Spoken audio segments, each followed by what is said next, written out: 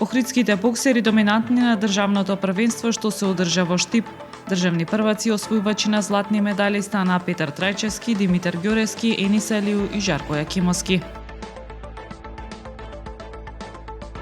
Конференција за младинско предприемништво, иновации, млади и успешни бизнис приказни ќе се одржи во среда во организација на Младински центар Охрид. Хуманитарен настан со цел собирање на финансиски средства за лекување на нашиот млад сограѓанин Петар ќе се одржи во среда. Представата чекајќи го Годо повторно на репертоарот во четврток.